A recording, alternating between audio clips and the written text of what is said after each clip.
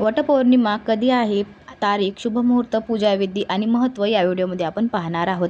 भारतीय संस्कृतीमध्ये पतीच्या दीर्घायुष्यासाठी केल्या जाणाऱ्या व्रतामध्ये वटपौर्णिमेचे स्थान अत्यंत महत्त्वाचे आहे. दरवर्षी ज्येष्ठ पौर्णिमेला सुवासिनी महिला आपण पतीच्या उत्तम आरोग्यासाठी आणि दीर्घायुष्यासाठी वडाच्या झाडाची पूजा आपण करत असतो. भारतीय संस्कृतीत पतीच्या दीर्घायुष्यासाठी सुहासिनी महिलांनी करायचे अत्यंत महत्त्वाचे व्रत म्हणजेच वटपौर्णिमा आहे.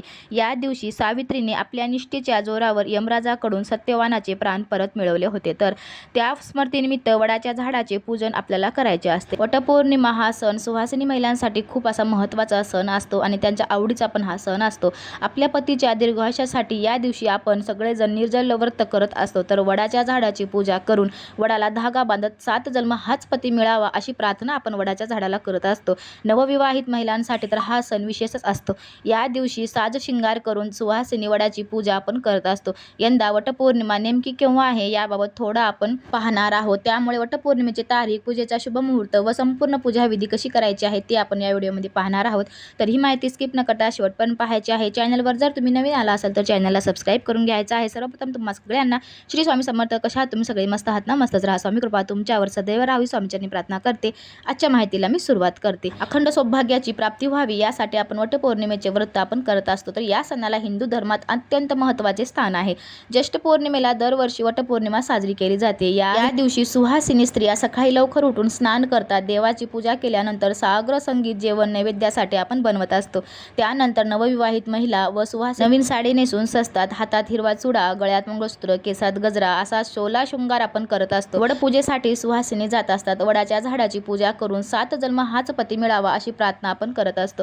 सायंकाळी व्रत सोडतात तर काही जण दुसऱ्या दिवशी उपवास सोडतात. अशा प्रकारे वटसावित्रीचे हे व्रत अखंड सौभाग्य प्राप्तीसाठी महत्त्वाचेच आहे. तर बघा, यंदाची 2026 ची वटपौर्णिमा तारीख राहणार आहे. ज्येष्ठ पौर्णिमा तिथी प्रारंभ राहणार आहे रविवार 28 जून 2026 सकाळी 8:35 तर ज्येष्ठ पौर्णिमा तिथी समाप्ती राहणार आहे सोमवार 29 जून 2026 सकाळी 8:48 ती समाप्त होणार आहे. तर बघा, उदय तिथीनुसार आपण सण साजरे करत असतो. तर ज्येष्ठ पौर्णिमा जी आहे ते 29 जून रोजी आहेच. त्या दिवशी उदय तिथीनुसार ज्येष्ठ पौर्णिमा राहणार आहे. तर त्या दिवशी आपल्याला वटपौर्णिमा हा सण आपल्याला साजरा करायचा आहे. म्हणजेच की सोमवार 29 जून या दिवशी आपल्याला वटपौर्णिमा साजरी करायची आहे. तर वटपौर्णिमेच्या पूजेचा मुहूर्त राहणार आहे सकाळी 8:55 ते सकाळी 10:40 पर्यंतच राहणार आहे. म्हणजे सकाळी उदय तिथीनुसार सुरू होत असल्यामुळे सूर्य उगवत्याच्या टायमापासून ते 12 वाजेपर्यंत जरी केलं तरी चालते. पण शुभ मुहूर्त 8:55 ते सकाळी 10:40 पर्यंत राहणार आहे. या दरम्यान आपल्याला पूजा करून घ्यायची आहे. वटपौर्णिमेच्या दिवशी आपल्याला सुहासिनी स्त्रियांनी वाण घेऊन वडाची पूजा आपल्याला करायची आहे.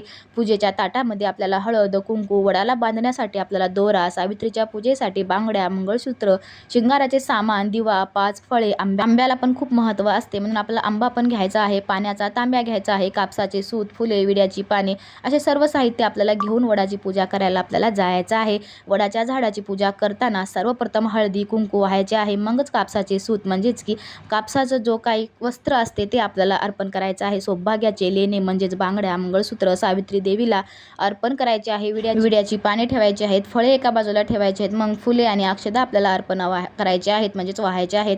ताटात निरंजन घेऊन औक्षण करून ओवाळायचे आहे. आरती करायची आहे. पतीचे आरोग्य व दीर्घायुष्य तसेच सुखी संसारासाठी प्रार्थना त्या वडाला करायची आहे. त्यांना तांब्यातील पाण्याने वडाला प्रदक्षिणा घालायची आहे. सर्वात शेवटी आपल्याला धागा बांधून त्या धाग्याने वडाला 7 प्रदक्षिणा मारायच्या आहेत व 7 जन्माची गाठ आपल्या पतीशी कायम बांधली जावी असे आपल्याला मागणे त्या वडाला मागायचे आहे. या दिवशी म्हणजेच की वटपौर्णिमेच्या दिवशी वडाच्या झाडाला सूत गुंडाळून प्रदक्षिणा घालण्याचे खरंच विशेष असे महत्त्व आहे.